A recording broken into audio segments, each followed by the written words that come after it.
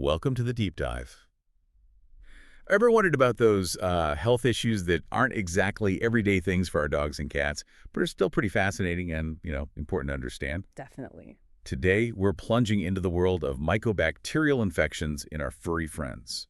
We've got a really comprehensive veterinary overview here as our guide. Mm-hmm. And our goal, our mission really, is to pull out the essential info about these conditions, which can be, well, pretty surprising sometimes. It really can be. What's interesting is just how many different ways these infections can show up. Skin problems, Yeah. breathing issues, all sorts. Okay, so what exactly are mycobacteria? Let's start there.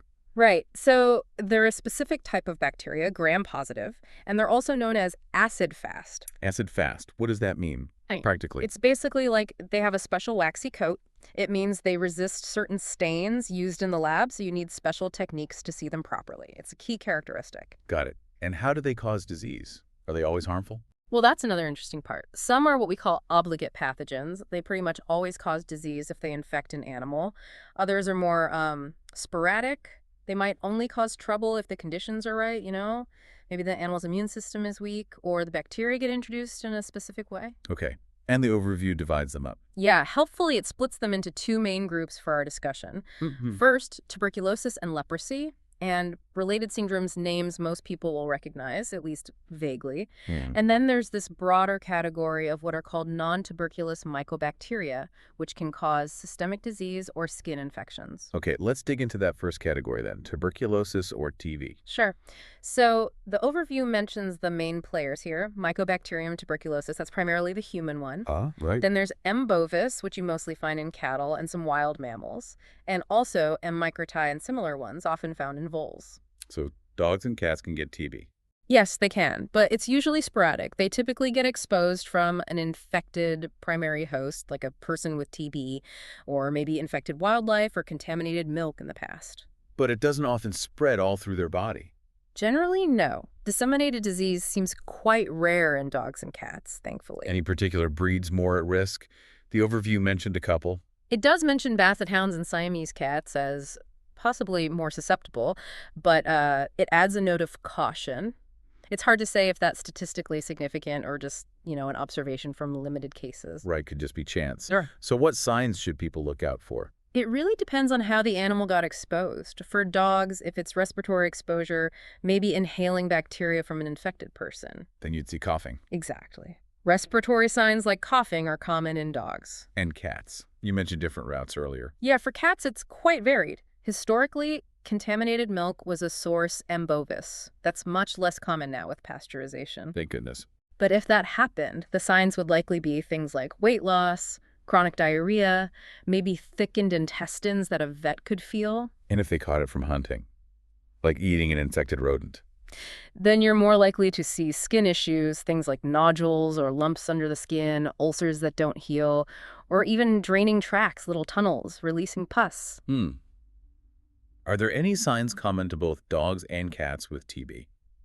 Yes, there are some more general signs that can pop up. Swollen lymph nodes are a big one, especially around the throat and neck, pharyngeal and cervical lymphadenopathy is the term. What would those feel like? Often firm, maybe feel kind of fixed in place, possibly tender, and sometimes they can actually break open through the skin and ulcerate. Ouch. Anything else? Yeah, the list is quite long, unfortunately.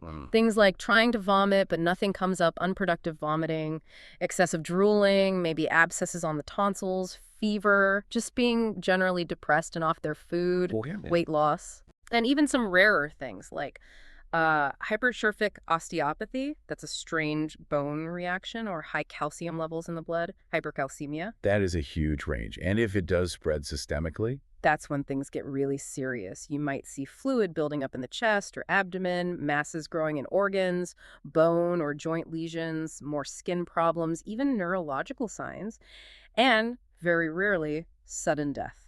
Okay, so let's revisit the causes and risks. For dogs, you said usually humans. Yeah, most often it's from exposure to an infected human in the same household who has active M. tuberculosis. The dog might ingest sputum or even just breathe in aerosolized bacteria. And it's more common in certain areas. The overview notes it tends to be seen more in urban areas, sometimes associated with immigrant populations, which likely just reflects where human TB is more prevalent globally. Makes sense. And for cats, we covered the milk angle, but the hunting. Right. Predation on infected small mammals that could be M. bovis or even other less well-defined TB species. It's still a risk factor for cats with outdoor access. Okay, that gives us a pretty good picture of TB. Let's switch gears to feline leprosy. You said this isn't just one disease. Correct. It's a bit more complex. The overview mentions M. lepromirium, which cats can get from rodents. Okay. And then there are two other organisms, currently unnamed. One is provisionally called M. visibilis, and the other seems genetically similar to M. malmoense. And these cause different syndromes. Yes, two main ones describe. Syndrome 1 is linked to that M. lepromirium. It tends to affect younger cats, often showing up as localized nodules, maybe on the legs or head. Nodules like lumps. Exactly. What's interesting is you don't find masses of bacteria in these lesions, just sparse to moderate numbers, but it progresses quickly. How quickly? They can ulcerate, and even if you surgically remove them, they tend to recur pretty aggressively and can spread quite widely within weeks. It sounds nasty.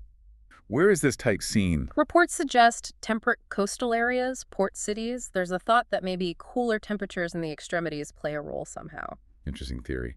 And syndrome 2. That's linked to the unnamed species, the one like M. malmoense.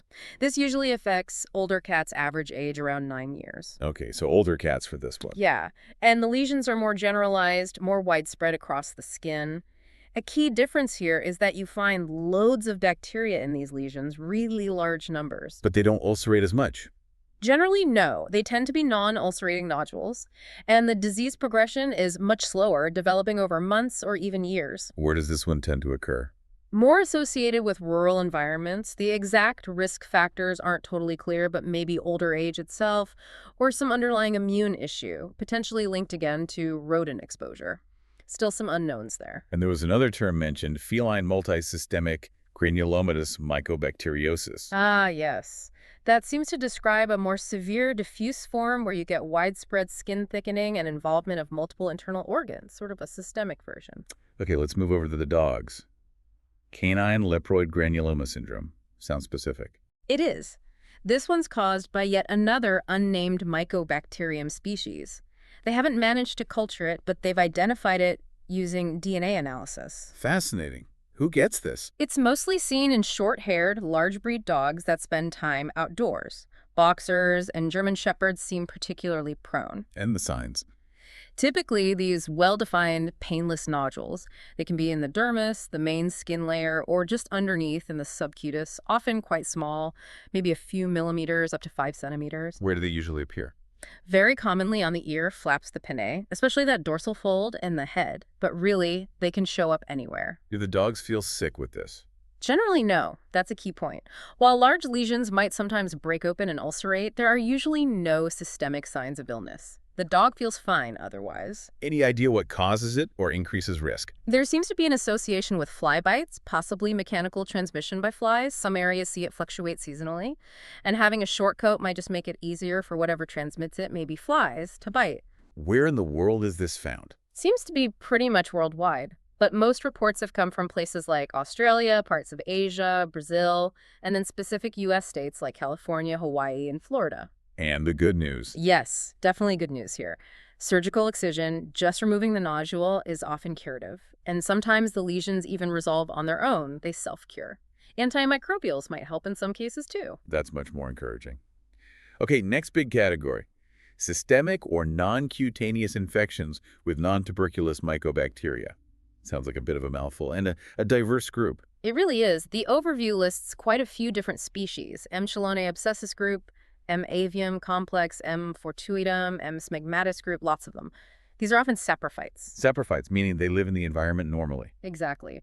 Soil, water, decaying stuff, they don't usually cause problems. These infections in dogs and cats tend to be sporadic. Often they happen in animals that already have something else going on, another infection, maybe they're immunosuppressed for some reason. Or trauma. Or trauma, yes. A wound could introduce these environmental bacteria directly into the tissues. And what kind of diseases do these cause? It varies quite a bit. You can see things like pleuritis, inflammation around the lungs, granulomas, which are these organized collections of inflammatory cells, disseminated disease affecting multiple organs, sometimes nerve inflammation, neuritis, or even specific lung infections like bronchiopneumonia. What about the M. avium complex you mentioned? Is that common? Lung and systemic infections with M. avium complex, or MAC, seem pretty rare in dogs. When they do happen, the signs can actually mimic TB. Hmm. In cats. In cats, M. avium infections, when they occur, are often quite disseminated, affecting multiple body systems. Again, often linked to some underlying immunosuppression or illness. Do we know how pets get exposed to these systemic forms? Often, we don't. For the lung and systemic infections, the route of exposure isn't always clear, which makes prevention difficult. It's often presumed to be inhalation or ingestion from the environment. Right. Okay, one more main group. Cutaneous and subcutaneous infections due to rapidly growing mycobacteria, also called mycobacterial paniculitis. Yes. Paniculitis just means inflammation of the subcutaneous fat. These are caused by another set of generally saprophytic mycobacteria, ones known for growing relatively quickly in lab cultures, hence the name rapidly growing. And who gets this? Usually adult dogs and cats. The typical story starts with some kind of trauma, maybe a bite wound, or even a surgical incision that just fails to heal properly. It just festers. Kind of. The infection spreads locally in that fatty tissue under the skin. The original wound might get bigger, turn into a deep ulcer, often weeping a bloody discharge. Sounds unpleasant. It is. The surrounding tissue can become really firm, thickened, and sometimes you see these little satellite lesions like pinpoint ulcers popping up nearby. It can also cause surgical wounds to break down dehiscence. So trauma is the key trigger here. Almost always. There's usually a history of some antecedent trauma or surgery. What's interesting here, though, is that most animals that get this are actually immunocompetent. Their immune system is working fine. So it's just bad luck getting the bacteria in the wrong place. Pretty much accidental inoculation into that subcutaneous fat layer. A bite wound is a classic example. The overview also mentions that maybe overweight animals are slightly more at risk, perhaps just due to having more subcutaneous fat for the bacteria to grow in. Okay, wow. That's a lot of different potential infections. Yeah. How on earth do vets figure out which one they're dealing with? Diagnosis must be tricky. It absolutely can be, especially because the initial signs, like skin lesions, can look a lot like fungal infections or even other bacterial things like nocardia. Nocardiosis, the overview points out, can look clinically identical to paniculitis sometimes. So you can't just tell by looking. Definitely not. Yeah. A definitive diagnosis really hinges on getting tissue samples. A biopsy from the affected area is usually crucial. If there's pus draining, collecting that, maybe using ultrasound to guide the needle if needed for cytology and culture is important. Then looking under the microscope, you mentioned acid-fast stains earlier. Yes, that's key. Smears made from the tissue, or pus, are stained with special acid-fast stains. Zeal-Nielsen, or similar, that helps visualize the mycobacteria which hold onto the stain. Because they might not show up well otherwise. Exactly. On the standard gram stains or diff-quick stains vets use routinely, they might just look like faint outlines, ghosts inside inflammatory cells, or not be seen at all. What about growing them? Culture. Culture is vital for identifying the specific species and, importantly, for sensitivity testing later. But mycobacteria need special food, special media to grow, and some grow very slowly. It can take weeks. So patience is needed. Yes, and often samples need to go to specialized reference labs that have the right media and expertise. Is there anything faster? Yes, PCR polymerase chain reaction is becoming much more common and useful. It detects the bacteria's specific DNA. Like a genetic fingerprint. Kind of, yeah. It can be much faster than culture, especially for organisms that are hard to grow. It can even work on formalin-fixed tissue sometimes. The overview does note, though, that for some of these, like canine leprode granuloma or the feline leprosy ones, specific PCR tests aren't always commercially available yet, but labs can develop them. Okay, diagnosis sounds involved but doable with the right tests. What about treatment? I'm guessing it's not straightforward either. No, it's definitely tailored. Depends hugely on which mycobacteria we're talking about. For TB and those systemic non-tuberculous infections, multi-drug therapy is pretty much always required. Not just one antibiotic. Absolutely not. Using just one risks the bacteria developing resistance very quickly. Combination therapy is standard. And figuring out which drugs. That's where antibiotic sensitivity testing becomes absolutely critical, especially for the non-tuberculous mycobacteria. You need to know which drugs that specific isolate is susceptible to. Makes sense. Is surgery ever helpful? Yes, particularly for the subcutaneous panniculitis and maybe some systemic non-tuberculous infections with localized lesions. Aggressive surgical debulking, removing as much infected tissue as possible, can really help. Often done alongside antibiotics given before, during, and after the procedure. Okay, can we talk specifics? What drugs are typically used for, say, TB? For TB, treatment is long, usually 6 to 9 months, maybe longer. It involves multiple oral drugs. Current recommendations often favor combinations, including a fluoroquinolone, clarithromycin, and rifampin. Are there others? Yeah, the overview also lists older drugs like isoniazid, ethambutol, pyrazinamide, dihydrostreptomycin. The exact combo might depend on the situation and potential resistance patterns, and a really important point. The human connection. Yes, because M. tuberculosis is zoonotic transmissible between animals and humans, treating a pet might require consultation with or even permission from public health authorities. It's a serious consideration. Absolutely crucial. What about feline leprosy treatment? If it's just individual lesions, especially early on, wide surgical excision might be curative. But it's generally best to start systemic antibiotics before surgery. Which antibiotics? Rifampin and clarithromycin are mentioned as options for feline leprosy. And the canine leproid granuloma, you said that was often simpler. Much simpler, usually. Excision is often curative. Sometimes they resolve spontaneously. Antimicrobials might be used to help things along, but often surgery is enough. Okay, and lastly, those tricky subcutaneous and systemic non-tuberculous infections. Treatment there is really driven by the sensitivity results. Often requires double or triple antibiotic therapy. Drugs that might be effective include fluoroquinolones, certain potentiated sulfonamides, aminoglycosides, tetracyclines, clarithromycin. Depends on the bug. And the TB drugs don't work here. Generally, no. Anti-TB drugs are usually ineffective against these non-tuberculous guys. Treatment duration is often long again, maybe 2 to 6 months or more, and even then. Relapses. Relapses are unfortunately common. It can be a frustrating condition to manage. Are there any general prevention tips for owners? Well, the main one highlighted is awareness about reverse zoonosis humans giving TB to pets. If someone in the house has TB, they need to discuss the potential risk to pets with their doctor and vet. Right. For the environmental non-tuberculous ones, specific prevention is tough because they're everywhere. Good general hygiene, prompt cleaning, and veterinary attention for wounds, that kind of thing is always sensible. So pulling it all together, what's the overall outlook, the prognosis for pets with these infections? It really spans the spectrum. For TB, it's generally considered guarded. We just don't have vast experience with modern treatments in pets. Okay. Feline leprosy, guarded to poor for that aggressive syndrome 1. Maybe fair for syndrome 2 if you can successfully remove the lesions surgically. And the dog one. Canine leproid granuloma, generally good, often curable. That's a relief. But for the subcutaneous and systemic non-tuberculous infections, prognosis is often guarded due to those common relapses. Aggressive, targeted treatment can improve the outlook, but it's often challenging. Okay, let's try and summarize the key takeaways from this deep dive. It's clear that mycobacterial infections in our dogs and cats are, well, incredibly diverse, aren't they? Absolutely, a whole range of conditions. From TB and leprosy-like diseases to all sorts of non-tuberculous bugs causing trouble. And they could show up in so many ways: skin, lungs, gut, you name it.